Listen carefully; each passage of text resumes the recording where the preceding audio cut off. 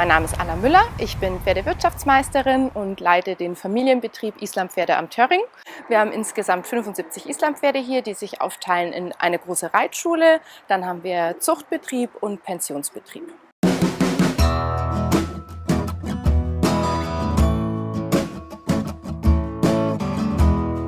Wir haben uns vor 3 Jahren für das Equitent entschieden.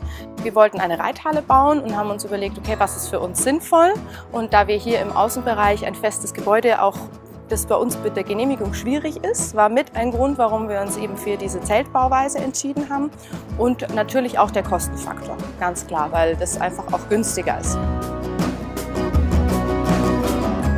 Wir haben im Internet geschaut, recherchiert, was es da so für Alternativmöglichkeiten gibt und sind dann auf das Equitent gekommen und haben uns dann auch bei Höfen, die schon Reitzelte haben, die direkt einfach vor Ort auch mal angeschaut. Die anderen Reithöfe haben uns auch das Equitent Reitzelt empfohlen. Die haben das auch schon längere Jahre und waren damit sehr zufrieden.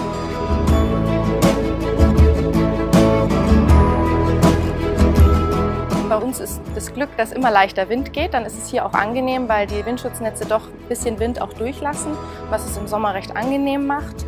Wenn es total heiß ist, ist es natürlich hier auch warm, aber einfach viel angenehmer, dadurch, dass die Sonne halt nicht so auf den Kopf scheint direkt.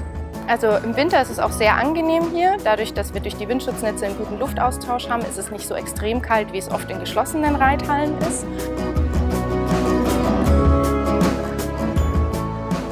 Also mit der Lautstärke haben wir kein Problem, also auch wenn 3 Pferde in der Bahn sind oder wenn 8 Pferde in der Bahn sind, das ändert an der Lautstärke eigentlich nichts.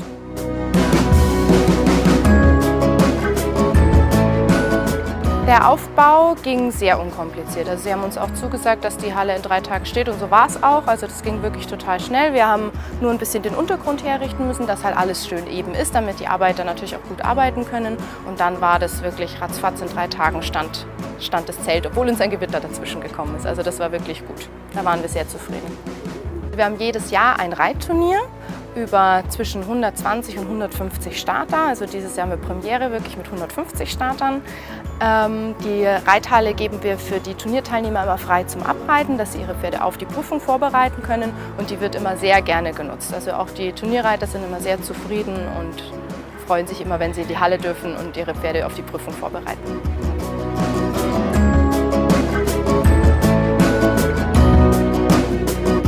Wir haben die Halle jetzt seit Herbst 2015, da ist sie gestellt worden und seit Frühjahr 2016 nutzen wir sie, weil wir den Boden noch selber reingemacht haben und wir sind sehr zufrieden mit der Halle und wir würden sie auf jeden Fall weiterempfehlen und auch jederzeit wieder aufstellen.